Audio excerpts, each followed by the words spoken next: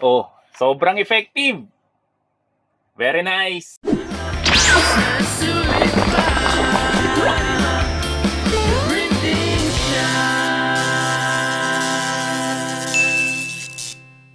Hello guys, so sa vlog na to, ituturo ko sa inyo guys kung paano ba mag back to back print. Kasi matagal na rin sa akin ito nare-request. So ito guys yung ginagawa ko ngayon para guys makuha yung pinakamagandang back to back print. So ang gagawin natin dito ay sa Canva tayo magle-layout para mas madali. No? Click lang natin tong create. Sa create guys, no, select lang natin tong inches. Tapos ang ilalagay natin dito is 8.27 by 11.69. Kasi ang gagawin natin is A4 size. No? So click lang natin tong create new design. So una natin gagawin guys ay gagawa muna tayo ng flashcard. So ang size niyan guys is 3.5 by 2.5. So click ko lang tong elements tapos bandang baba tayo dito tayo sa may frame. Yan, so i-drag lang natin siya dito tapos yung sinabi ko nga kanina ang size natin is 3.5 by 2.5 no. So makikita nyo naman yan na tumataas baba, 'di ba yan? So hanapin lang natin yung 2.5. Then dito naman ay hanapin naman natin yung 3.5. So 3.5 by 2.5. So next naman guys, gagawa naman tayo ng shape. So click natin tong elements. Then dito sa may shape, so click lang natin tong see all. Gawin natin ay circle muna. Yan, so magdrag tayo dito ng circle.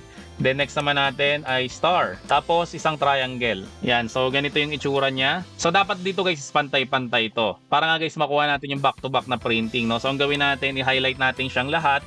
Right click lang natin. Then ito guys, space evenly. Then click mo to itong tidy up. Yan, so pantay-pantay na yan. Then ang next natin na gagawin, syempre highlight lang natin siyang lahat. Tapos click lang natin to, itong duplicate. Yan, so pag na-click na natin guys yung duplicate, so ilagay lang natin siya dito. So ito guys, sobrang importante nito. Highlight mo siyang lahat guys, then kapain mo siya. Yan o, makikita mo na naglalak yan eh. Tapos mapapansin nyo, sa dalawang gilid dapat pantayan.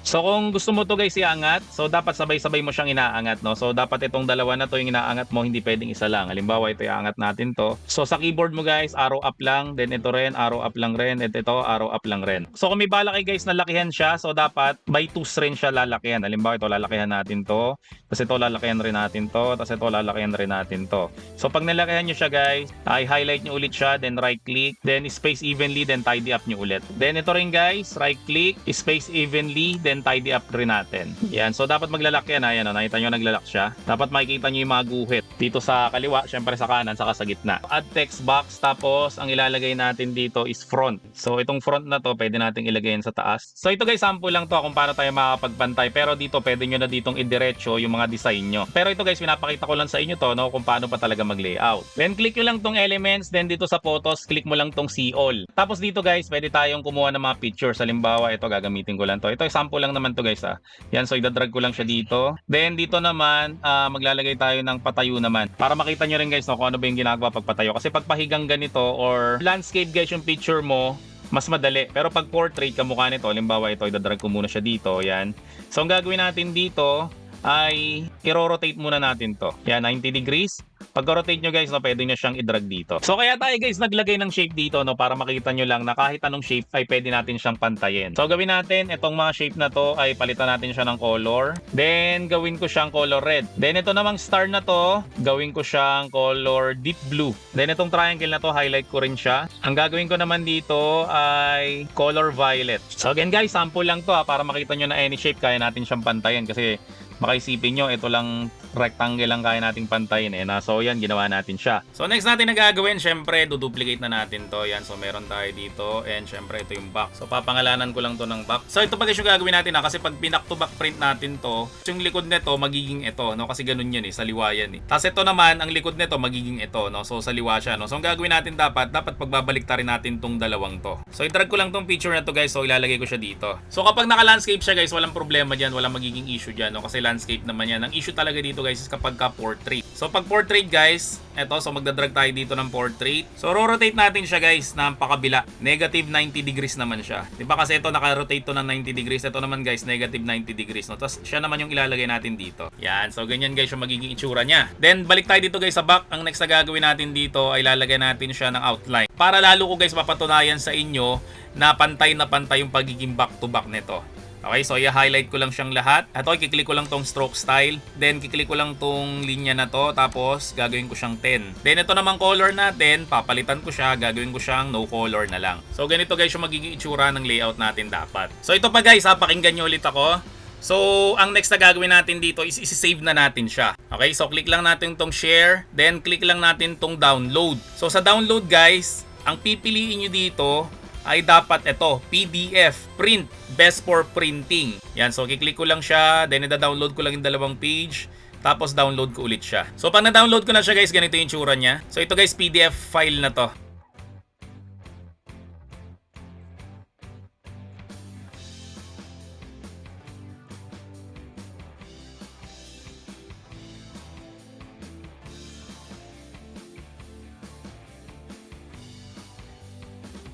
So, napakita ko na sa inyo guys kung paano ba yung pagpantayin yung back-to-back. So, ito guys, may mga ginawa pa ako dito ng mga template. So, ito guys, yung mga flashcard. Yan o, A for apple, B for banana, and so on. So, 4 na page to kasi yung likod niya guys ay isa lang. So, ito guys, 4 times ko ito ipiprint kasi 4 rin to. Then, next naman natin, ito mga shape, yung kaninang ginawa rin natin. Yan, so dalawa yan. Makikita natin na magbaback-to-back print rin yan. Then, ito rin guys, shapes rin to. Then, ito naman guys ay mga name tag. Okay, so ito yung front ng name tag. Ito naman guys yung back ng name tag. So, ito naman guys, mga bag tag. So, ito yung front. Then, ito naman yung back ng bag tag. Then, ito naman guys is mga photo card naman. Pero ito guys, i-explain ko sa inyo, no, baka mahilo kayo kasi ba't nandito si Stitch tapos nandito naman sa kabila si Stitch. Diba, sabi ko sa inyo kanina, yung layout natin is pag landscape, wala magiging problema. Pero kapag ka portrait kasi guys, o patayo na ganito, dyan tayo nagkakalito-lito. Okay, so para hindi kayo malito, ang gagawin nyo dyan, ito yung front natin. So, kung nasa left guys dito si Stitch, dapat dito guys nasa right naman si Stitch. Tapos, naka-flip horizontally. So, ito guys, si Lightning McQueen, ang likod niya talaga ay si Spider-Man. Tapos, ito naman si Mario, ang likod niya rin is si Mario. No? So, nakikita nyo guys yung pattern. So, again guys, pag nasa kanan dito, dapat dito nasa kaliwang part siya. Tapos, naka-flip horizontally. Si Peppa Pig, Peppa Pig. Ito si Minecraft, ito rin Minecraft. Ito Luffy, Luffy, Pikachu, Pikachu, SpongeBob, and so on. So dito rin guys, sa bookmark natin, mapapansin niya, portrait rin siya. Yan, so kung nakikita nyo dito, yung assignment ay papunta siya doon. Yung assignment naman dito guys is papunta siya doon. Okay, so hindi pwede na parehong ganito kasi pag pinareho mong ganito, baliktaran yung mangyari dyan. No? So para makuha natin guys na pareho siya, dapat ganito guys yung layout nyo. Ito rin guys, gano'n rin ginawa natin. So ito nakaturo dito. Ito naman guys ay nakaturo siya dito. Then ito naman guys yung mga keychain natin, yan, no? Iba-ibang shape. So guys, bago tayo mag-print, di ba nilalagay natin yung papel na ganyan. Ito sobrang importante nito, itong lock na to. Lagi nyo siyang itutulak papunta dito na para maipit yung papel. Then, kung naka L121 ka, nakaalis yung tip, mas maganda guys, gumamit ka nito, itong printer bridge. Sobrang importante rin yan guys, na para hindi tabingi-tabingi yung print natin. I-summary ko lang guys, yung mga dapat nating gawin. Unang-una guys, dapat pantay yung alignment ng template. Pangalawa guys, kapag ka may back print, syempre, i-flip mo yon horizontally kung kinakailangan lang naman. And pangatlo guys, i-download mo siya as PDF file. Pag PDF file kasi, no chance nang hindi mag-align sa printing. Katulad guys, kapag ka sa Word tayo nagpiprint, di ba laging hindi siya pumapantay? And last guys, dapat maayos yung pagkakalak ng printer nyo, yung pinakita ko sa inyo kanina, yung nauurong.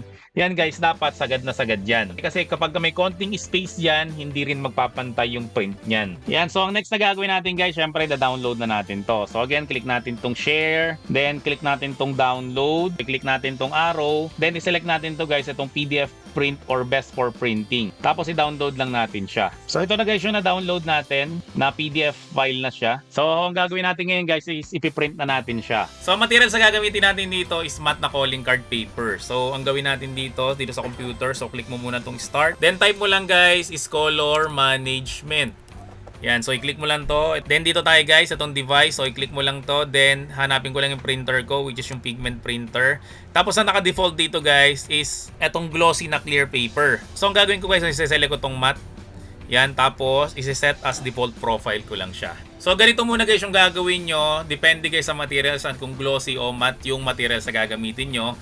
Para nga makuha natin yung tamang kulay ng nasa monitor at syempre nasa printout.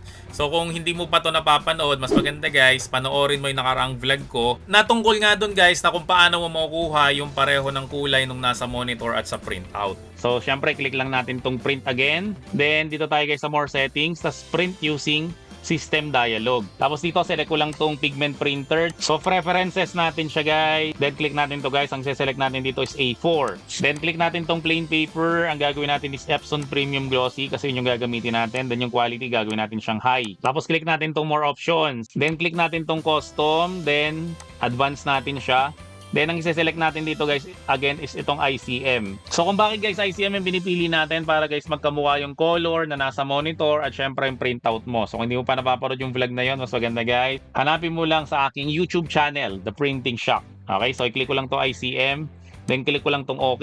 Then click ko lang tong add or remove preset. Tapos ilalagay ko na dito is back to back printing. Yan. Tapos click ko lang tong save. Tapos click ko lang tong close. Yan. Para pag magpi-print kayo guys, ay mas mapapabilis yung paggawa nyo, no? Kasi kiklik mo lang tong back to back printing. Pero ang lagi kong print settings talaga guys is Epson Premium Glossy, tapos naka-high pa rin siya. Kahit na matte na materials guys yung gagamitin natin. Pag okay na yun guys, so i-click ko lang tong OK. Then dito tayo guys sa mga pages. So ipiprint muna natin dito guys ay mga front muna, no? So yung mga front natin dito, itong 1, 2, 3, 4, tapos 6, tapos itong 10, yan, front rin yan. Tapos itong 12, 14, 16, 18, saka yung 20. So yan guys yung mga front natin, no? So yan muna yung ipiprint natin. So dito tayo guys sa print, then click mo lang tong pages, tapos yun yung ilagay natin dito. 1, 2, 3, 4, 6, 8, 10, 12, 14, 16, 18, 20. Okay guys, huwag kayo malilito ha. Yung mga front muna yung piniprint natin. So ngayon guys, click na natin tong print. A few moments later. So next natin ay piprint guys yung back naman. So ito siya. So itong apat na to, piprinta natin to ng back. So again, ang pagsalang niya, ganyan, nakabaliktad. So babaliktarin nyo siya na ganyan. Pasensya na, one hand. Yan, tapos saka natin siya ilalagay dito. Yan. Tapos pwede na natin siyang i-print. So guys, ito na yung mga na-print natin. Yan, so ang dami talaga nating pinrint to. Yan, para makita natin na lahat talaga to ay pantay. Mula harapan, syempre papunta sa likod. So meron tayo ditong ring light guys, no, para i-check natin to kung talaga bang nakuha natin yung pantay na pantay. So i-on ko lang yung ring light. So unahin na natin to guys, itong activity card. Yan, so makikita nyo na wala siyang sobra. So dito naman tayo sa likod. Yan, no, makikita nyo na pantay talaga siya. So hanggang dito yan, pantay siya. Mula sa harapan hanggang dito guys sa likuran. So next natin to guys, ito pang isa pang activity card. So ganun rin siya guys. Makikita nyo na pantay rin siya. O diba, wala siyang sobra. So ito guys yung sample ng hindi pantay para makita nyo rin. Yan o, nakita nyo to guys. Ito may guhit, tapos meron siyang guhit sa loob. O diba, dobling guhit niya. Yan o, kasi nga hindi siya pantay. Then ito naman guys yung mga shapes natin. Yan, so papakita ko sa inyo na nilagay natin siya ng guhit dito para makita nyo na hindi natin dinaya. Diba? Kasi usually, dinadaya natin to, no, para magmukhang pantay. Nilalagay natin guys ng offset or sobra para magmukha pa rin siyang pantay. Pero ito guys, makikita nyo. Oh. Diba? Wala siyang sobra. Itong letra na to, mapapansin nyo na may mga sobra siya doon. Kasi nga, hindi naman talaga pantay yan eh. Kasi magkaiba ng nakasulat yan. Ito, shapes front. Ito naman nakalagay shapes back. Pati ito, yan o, makita nyo may mga sobra. Kasi guys, magkaiba na nakasulat yan sa harapan at likod. Pero pag nakita nyo to, itong mga shapes, yan o, pantay na pantay yan guys. Itong circle. O, itong star. Ito, medyo mahirap tong makuha. O, diba? Pantay na pantay yan. Ito rin guys sa pang shape. O diba pantay? O ito pantay rin. O ito rin guys, pantay rin to. Then ito naman guys, name tag. Ito so makikita nyo dito na wala siyang sobra dito sa gilid. Saka sa kabilang gilid wala siya. So hanggang ilalim yan guys, oh, wala rin yan sobra. So dito rin, o diba, walang mga sobra. Then ito, medyo komplikadong shape. Itong bag. You know, so pantay rin siya dito. Dito rin guys, ayun, pantay rin siya. So sa likod naman, so ganun rin yan, no? O di ba, pantay na pantay. Pag hindi natin guys binago yung rotation, so mangyari, nandito yung assignment. Tapos pag tinignan mo guys yung ka-back to back niya, baliktad, nandito naman yung assignment. You know, kaya dapat niro-rotate natin yan eh. So dito rin siya, pantay na pantay rin to, itong circle. Then itong star, eh, no? Pantay na pantay. So ito guys, bond paper lang to, mas kita to. So ito rin guys, oh, pantay na pantay rin, no? So baliktarin natin. So ganun rin siya. Di ba kasi pagka ganito, madali ito eh.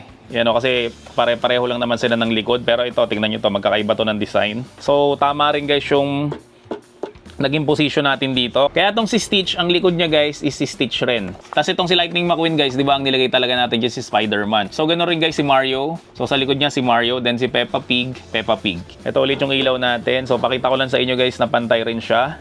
Yan o, si Stitch, pantay. Dito pantay. Ito rin, pantay rin to. Yan o, puro pantay sila guys. Hanggang sa ilalim yan guys, puro pantay yan. So baka akala nyo, malalaking shape lang ang pwede nating impantay, no? Kahit malilit guys na shape na kamukha nito. So ito guys, mga keychain. O diba, pantay rin siya. Ito pantay rin, ito pantay rin. Mapapansin nyo guys kagad pag di siya pantay. Tingnan nyo tong font na to. Yan nyo, keychain front. Tapos nakalagay kasi sa likod is keychain back, no? So automatic naman hindi magpapantay, ano? Kasi magkaiba yan eh. Pero yung pareho ng design, ito, saka dun sa likod niya, yan o, puro pantayan kahit na maliliit. Itong heart to, pantay rin siya. Then itong mga bilog, ganun rin. Then ito, pantay rin siya. Ito, grabe to. O, di ba? So pantay na pantay rin to. Pero ang dami niya guys mga shape.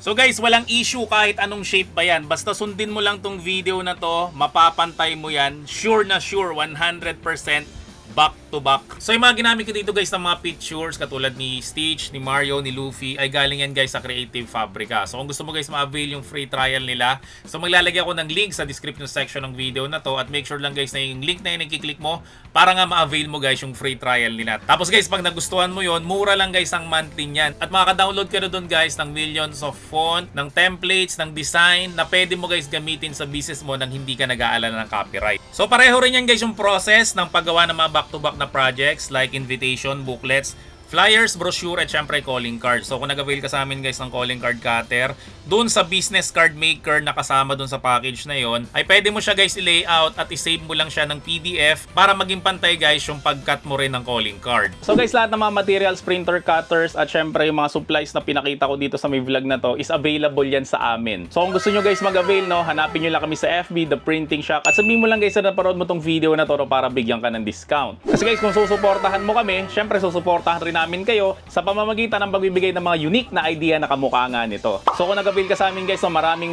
salamat sa iyo. See you on my next video at bye-bye! The Printing Shop, ayos na sulit pa.